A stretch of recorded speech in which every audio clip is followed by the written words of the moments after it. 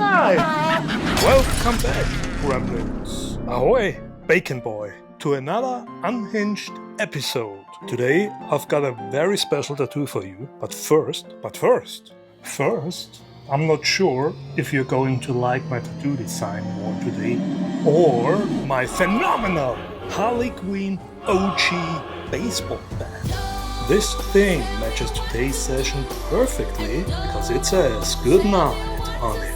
Exactly what corrupt police and government workers see when they try to raid my home illegally again. Good night!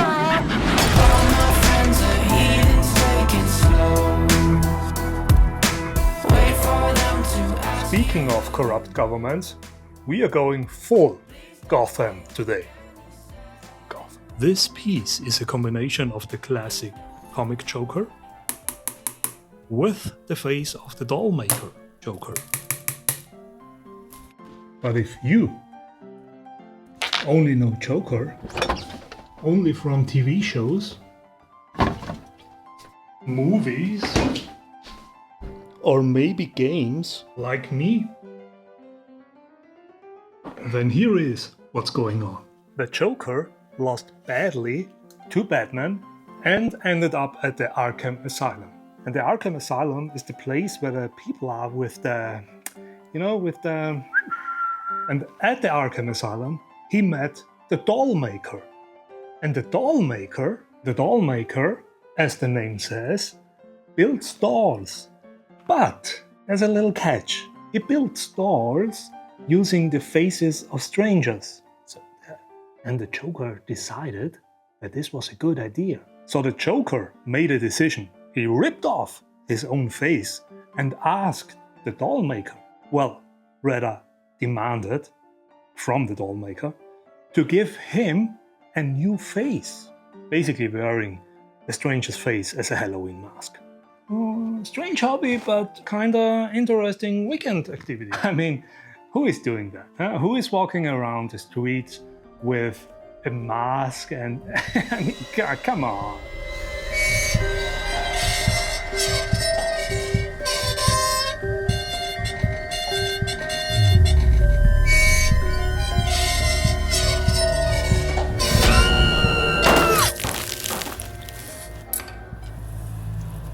And that's the story of the Dollmaker Joker, as far as I have found out.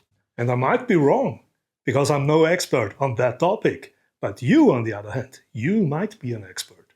So let me know in the comments if I'm wrong, or tell me the entire story. I'm always willing to learn. So, I've done several Joker tattoos before, but this one is different. Normally, I love taking classic 2D characters and turning them into something more three-dimensional, which we will talk about in the next episode. But first, let's go back to the Joker design, because I actually ran into a big problem with this one. My client wanted to stay 100% comic style, so no realism, definitely no live-action version. We don't want the live-action version for this one. But it also couldn't stay flat. The challenge was merging the clean and classic Joker with this sketchy, liney, dotty, cracked Dollmaker Joker, and still making it pop at the same time and give the whole tattoo some depth. And I think I know how I can solve the problem. At least I'm pretty sure. The solution might actually be quite simple. It wasn't simple. Not at all.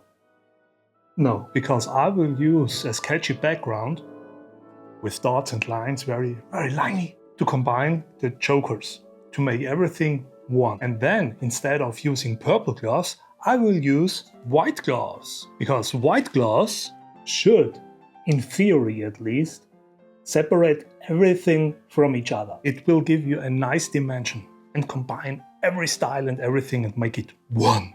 Yeah, that's the pose the Joker needs to have. Which means it will separate the suit, the face, the hair, the gloves, everything. And the background, of course. The background is very important. There is also one more important thing. One more. The other thing is the Joker's head position. So when you look at it, this head is very deep. It's basically down here. And you would need a very long neck to keep that position, or to bring your head into this position and keep that angle, right? So I will fix that too. Not a big deal, but you have to do it. It looks cool on paper, but it won't work on skin. Additionally, I will use colors to give it even more depth. Even more. More is better. Don't tell me what to do, and don't tell me what to say. Please, when I go out with you, don't put me on display. You don't own. And here is our purple blob. I mean, if you can't really see anything yet, don't worry, neither can I. So that's completely normal. But it will look great in the end. I promise, I promise. Please don't forget.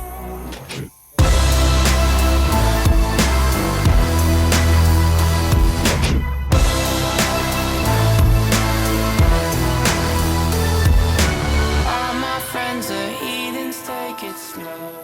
And I tell my clients the exact same thing, because tattoos like this get worse before they get better.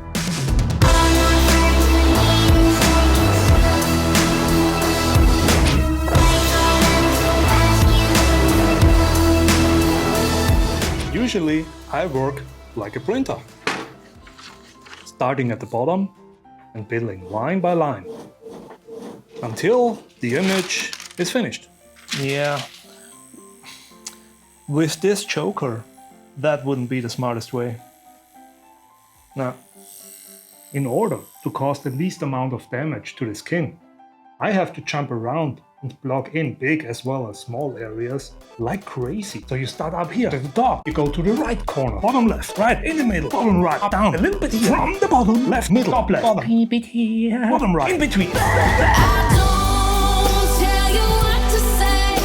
I don't tell you what to do. So just let me be myself. That's all I ask of you. I never stretch sessions just to charge more. And I see many people do that, especially the ones who charge by the hour. So I'm not a fan of that, because the goal is to work as fast as possible, but not in a rush, not in a hurry. So the goal is to work as fast as possible, but take as much time as necessary. So that's the important part at the end. Less trauma to the skin equals faster healing, less pain, faster sessions or shorter sessions, better prices for the customer, and an overall better experience for every single one who is under the needle. It's still not like a fun day at Disneyland. So yes, trust the process, totally normal, because the biggest magic always happens in the last 10%.